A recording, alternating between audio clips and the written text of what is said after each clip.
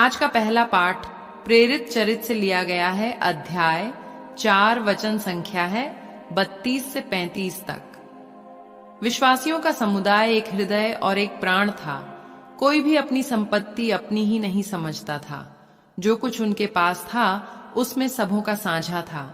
प्रेरित बड़े सामर्थ्य से प्रभु ईसा के पुनरुत्थान का साक्ष्य देते रहते थे और उन सबों पर बड़ी कृपा बनी रहती थी। उनमें कोई कंगाल नहीं था, क्योंकि जिनके पास खेत या मकान थे वे उन्हें बेच देते और कीमत लाकर प्रेरितों के चरणों में अर्पित करते थे। प्रत्येक को उसकी आवश्यकता के अनुसार बांटा जाता था। यह प्रभु की वाणी है। आज का दूसरा पाठ यूहन्ना के पत्र से लिया गया है। अध्याय 5, वचन संख्या है 1 से 6 तक। जो यह विश्वास करता है कि ईसा ही मसीह है, वह ईश्वर की संतान है, और जो जन्मदाता को प्यार करता है वह उसकी संतान को भी प्यार करता है। इसलिए यदि हम ईश्वर को प्यार करते हैं और उसकी आज्ञाओं का पालन करते हैं, तो हमें ईश्वर की संतान को भी प्यार करना चाहिए। ईश्वर की आज्ञाओं का पालन करना, यही ईश्वर का प्रेम है। उसकी आज्ञाएं भारी नहीं, क्योंकि ईश्वर की हर संतान संसार पर विजयी होती है। वह विजय जो संसार को पराजित करती है, हमारा विश्वास ही है। संसार का विजयी कौन है? केवल वही जो यह विश्वास करता है कि ईसा ईश्वर के पुत्र हैं। ईसा मसीह जल और रक्त से आए, न केवल जल से बल्कि जल और रक्त से। आत्मा इसके विषय में साक्ष्य देता है, क्योंकि आत्मा सत्य है। यह प्रभु की वाणी है। आज का सुसमाचार यूहन्ना के पत्र से लिया गया है। अध्याय 20, वचन संख्या है 19 से 31 तक। उसी दिन अर्थात सप्ताह के प्रथम दिन संध्या समय, जब शिष्य यहूदियों के भय से द्वार बंद किए एकत्र थे, ईसा उनके बीच आकर खड़े हो गए। उन्होंने शिष्यों से कहा, तुम्हें शांति मिले।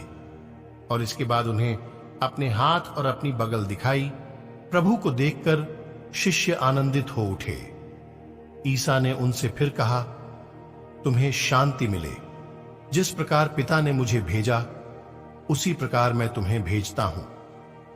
इन शब्दों के बाद ईसा ने उन पर फूंक कर कहा, पवित्र आत्मा को ग्रहण करो। तुम जिन लोगों के पाप क्षमा करोगे, वे अपने पापों से मुक्त हो जाएंगे, और जिन लोगों के पाप क्षमा नहीं करोगे, वे अपने पापों से बंधे रहेंगे। ईसा के आने के समय 12 में से एक, थॉमस, जो यमल कहलाता था, उनके साथ नहीं था।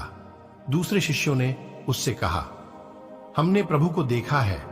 उसने उत्तर दिया, जब तक मैं उनके हाथों में कीलों का निशान न देख लूं, कीलों की जगह पर अपनी उंगली न रख दूं और उनकी बगल में अपना हाथ न डाल दूं, तब तक मैं विश्वास नहीं करूंगा।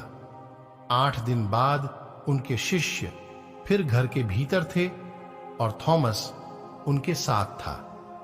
द्वार बंद होने पर भी ईसा उनके बीच आकर खड़े हो गए और बोले, तुम्हें शांति मिले।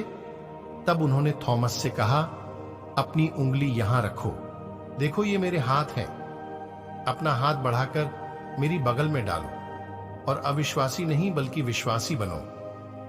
थॉमस ने उत्तर दिया, मेरे प्रभु, मेरे ईश्वर। ईसा ने उससे कहा, क्या तुम इसलिए विश्वास करते हो कि तुमने मुझे देखा है?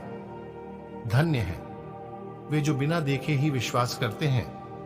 ईसा ने अपने शिष्यों के सामने और बहुत से चमत्कार दिखाए, जिनका विवरण इस पुस्तक में नहीं दिया गया है। इनका ही विवरण दिया गया है, जिससे तुम विश्वास करो कि ईसा ही मसीह ईश्वर के पुत्र हैं, और विश्वास करने से उनके नाम द्वारा जीवन प्राप्त करो। यह प्रभु का पवित्र सुसमाचार है। मनन चिंतन।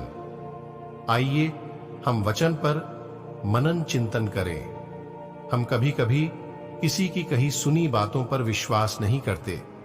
बहुत से लोग अफवाह फैलाने में माहिर होते हैं। वे बातों को बढ़ा चढ़ाकर पेश करते हैं।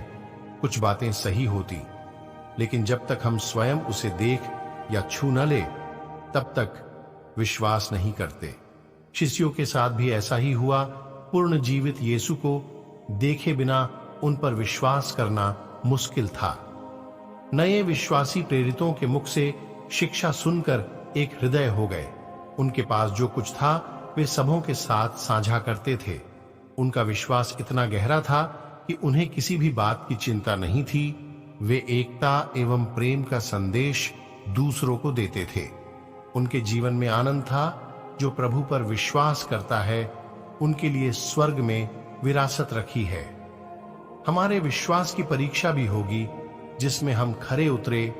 शिष्य लोगों में थोमस प्रभु पर विश्वास करने के लिए उन्हें देख छूकर अनुभव करना चाहता है। प्रभु के घावों को देखकर वह अपने विश्वास में मजबूत हो जाता है। कई लोग हैं जो बिना देखे ही प्रभु पर विश्वास करते हैं। प्रभु यीशु ईश्वर के पुत्र है, यह हमारा विश्वास है। विश्वास के द्वारा हमें जीवन प्राप्त है।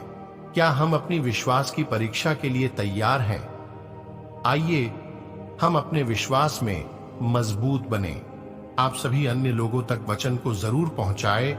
साथ ही आप सभी वीडियो अंत तक देखें।